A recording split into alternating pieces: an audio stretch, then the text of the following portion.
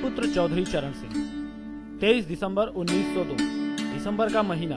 मेरठ कश्मीरी के हापुड़ तहसील में बाबूगढ़ी छावनी के पास एक छोटा सा गांव नूरपुर। सर्द मौसम के बीच हुआ सूर्योदय। सूर्योदय के प्रकाश पुंज ने धीरे धीरे सर्दी की चादर को हटाना शुरू किया। तभी चौधरी मीर सिंह के यहाँ एक नवजात शिशु ने जन्म लिया। साधारण सा दिखने वाला ये बच्चा कोई और नहीं बल्कि भारत माँ के गर्भ से अवतार लिया बालक वो था जिसे भारत सहित विश्व समुदाय ने जाना चौधरी चरण सिंह के नाम से। जब चरण 6 माह के हुए तब पिता चौधरी मीर सिंह मेरठ के पास जानी खुर्द नामक गांव के निकट भूपगढ़ी आ गए। फिर किन्हीं तत्कालीन कारणों से वे भूपगढ़ी छोड़कर मोदी नगर के पास गांव मदौला में आकर बस गए। जानी खुर्द गांव की प्राथमिक पाठशाला में बालक चरण सिंह ने प्रारंभिक शिक्षा ग्रहण की। फिर उनका नामांकन मेरठ स्थित मॉरल ट्रेनिंग स्कूल में कराई गई। ठीक एक वर्ष बाद यानी 1914 में उनका दाखिला कक्षा 6 में गवर्नमेंट हाई स्कूल में कराया गया। चौधरी साहब अत्यंत मेधावी थे। 1919 में विज्ञान विषय सहित हाई स्कूल की परीक्षा प्रथम श्रेणी से पास हुई। उन दिनों किसी भी छात्र का प्रथम श्रेणी में उत्तीर्ण होना एक गर्व की बात थी, लेकिन चौधरी साहब ने पीछे मुड़कर नहीं देखा।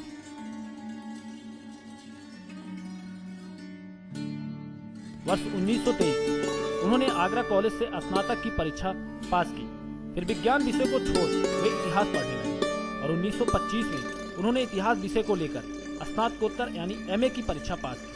चौधरी साहब ने अपनी शिक्षा को विराम देना तब भी उचित नहीं समझा और 1927 में पुनः मेरठ कॉलेज से कानून की परीक्षा दी और प्रथम श्रेणी से उत्तीर्ण हुए। उधर आजादी का बिगुल बज चुका था।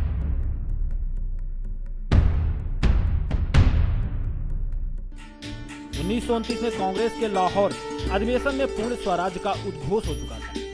इधर कानून की पढ़ाई पूरी करने के बाद चौधरी साहब ने गाजियाबाद कोर्ट में वकालत शुरू कर दी थी। आजादी के उद्घोष में चौधरी साहब भी आजादी के आंदोलन में कूदने के लिए ऐसा प्रेरित किया कि एडवोकेट चरण सिंह बन गए स्वतंत्रता के वीर सेनानी।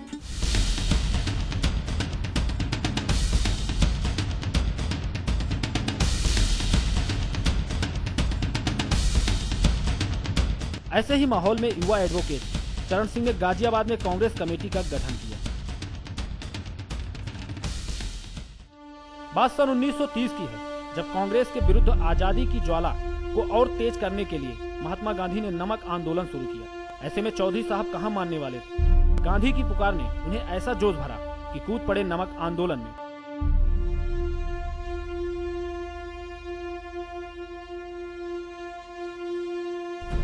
गाजियाबाद के निकट लोनी गांव में उन्होंने नमक बनाकर अंग्रेजों को खुली चुनौती दी।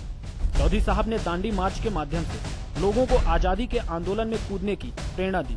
फिर क्या था, आजादी के दीवाने जगह जगह नमक बनाकर अंग्रेजों के आगे कानून को तोड़ने लगे। इस बीच आजादी के वीर सिपाही चरण सिंह को जेल में डाल दिया गया, लेकिन तब तक जन्म हो चुका था एक सच्चा गांधीवादी, एक आदर्श समाजवादी। तो जेल से छूटते ही चौधरी साहब के सामने एक ही लक्ष्य था, आजादी। गांधी के अनुयायी चरण सिंह ने आजादी के मसाल को गांव-गांव पहुंचाना शुरू किया।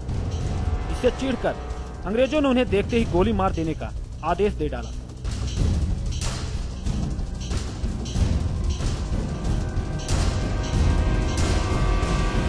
लेकिन चौधरी साहब तब भी कहां मानने वाले थे। एक दिन की बात, जोश और उत्साह के बीच चौधरी साहब दाहा ग्राम में एक जनसभा को संबोधित कर रहे थे। अंग्रेजों को उन्हें गिरफ्तार करना था, लेकिन जन सैलाब देखकर हिम्मत नहीं हुई। बाद में उन्हें राजद्रोही के रूप में गिरफ्तार कर लिया गया तथा 1.5 साल तक उन्हें जेल में बंद रखा। जेल से छूटने के बाद ही वे आजादी के आंदोलन को अंतिम मुकाम यानी आजादी मिलने तक जारी रखा और गांधी जी के पद चिन्हों पर चलते हुए आजादी के आंदोलन में अपना अमूल्य योगदान दिया। यही कारण है कि गाजियाबाद, हापुड़, मेरठ, मबाना, सरधना, बुलंदशहर और बागपत सहित पश्चिमी उत्तर प्रदेश का पत्ता पत्ता बूटा बूटा आजादी की क्रांतिकारी क्रांति गाथा आज भी बड़े गर्व से कहता है।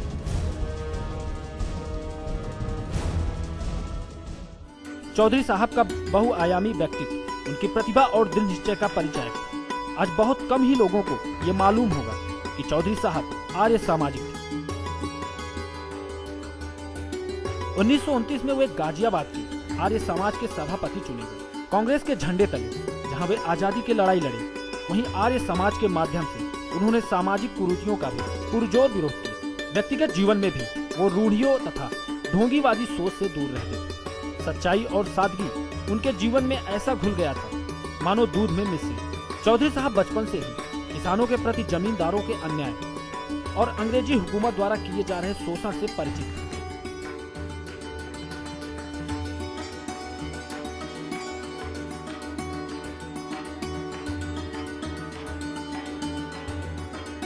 ये कहानी 1937 की है, जब वे गाजियाबाद क्षेत्र से पहली बार प्रांतीय धारा सभा में चुनकर पहुंचे।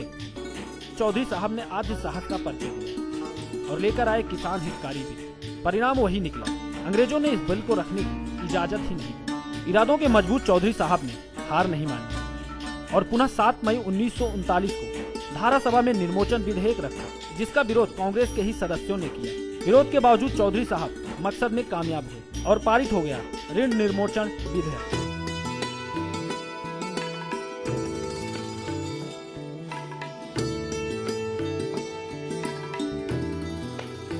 विधेयक पारित होते ही देश में लाखों किसान ऋण मुक्त हो गए। खेत से लेकर घर तक नीलाम होने से बच गए। किसानों के हित में चौधरी साहब जहां एक ओर अंग्रेजों से लड़ते रहे, तो दूसरी ओर आजादी के बाद उस व्यवस्था से लड़े जिसने किसान हित को अनदेखी कर दिया था।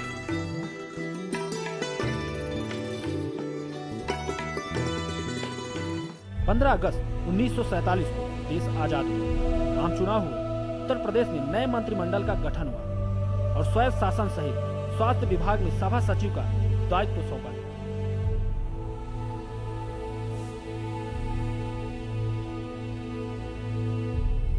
चौधरी चरण सिंह को यही नहीं, वर्ष 1948 में प्रदेश के मुख्यमंत्री पंडित गोविंद बल्लभ पंत ने उन्हें सभा सचिव नियुक्त किया तथा सूचना एवं प्रसारण विभाग सौंप दिया। अपनी सीमा में रहकर अपनी क्षमता से ज्यादा सेवा प्रदान कर चौधरी साहब ने सबको हैरानी में डाल दी। यह था चौधरी साहब के कर्म के प्रति समर्पण। इसी कर्मठता और कुशलता को देखते हुए पंत जी ने उन्हें जमींदारी उन्मूलन विधेयक तैयार करने को कहा। चौधरी साहब ने दिन रात एक कर उस विधेयक को तैयार किया। इस विधेयक की प्रशंसा कई विदेशी विद्वानों ने भी की, लेकिन देश के कई जमींदार पटवारियों के साथ सूचक रखने में व्यस्त थे। जमींदारों के इशारों पर पटवारियों ने हड़ताल कर दी और कुछ ऐसी मांगे रखी जिसे मान पाना संभव नहीं था।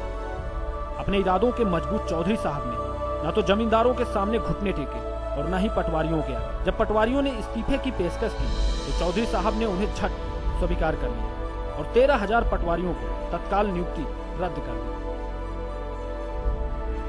यह था चौधरी साहब का गरीब किसानों के प्रति समर्पण और देश के प्रति निष्ठा। किसानों द्वारा दिया जा रहा अपार समर्थन और सच्चे सम्मान से उत्साहित होकर 1953 में चकबंदी अधिनियम पारित कराने के पश्चात 1954 में उत्तर प्रदेश भूमि संरक्षण कानून भी पारित कराया गया, जिसका लाभ आज भी प्रदेश से सभी बड़े छोटे किसानों को मिल रहा है। चौधरी साहब का किसान मोह जग जाहिर था। यही कारण रहा कि चौधरी साहब का राजनीतिक जीवन काफी उतार चढ़ाव भरा रहा।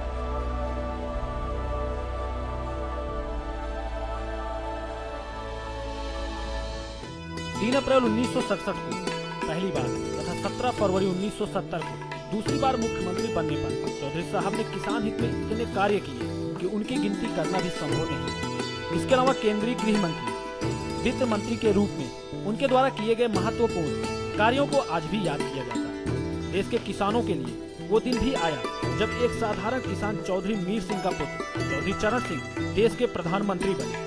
तत्कालीन राजनीतिक हथकंडों के कारण चौधरी साहब ज्यादा दिन प्रधानमंत्री के पद पर नहीं रह सके, लेकिन अल्प अवधि में भी वो एक अमिट छाप छोड़ी।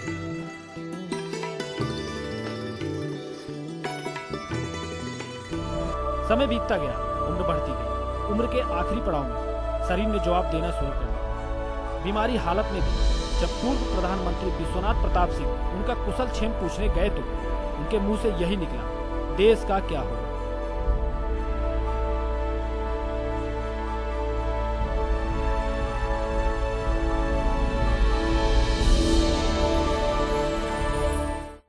मई 1987 को चौधरी साहब हमें छोड़ चिर निद्रा में लीन हो गए। इतना कुछ देकर गए जिसे हम देशवासी आज भी याद कर उन्हें नमन करते हैं। अपने अधूरे ख्वाब को पूरा करने का जिम्मा सौंपा एक युवा शक्ति को, जिन्हें हम आदर पूर्वक चौधरी अजीत सिंह कहते हैं।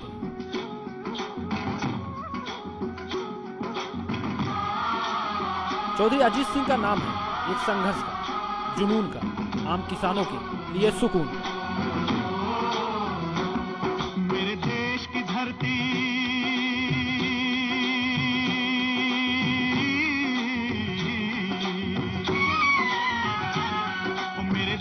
धरती सोना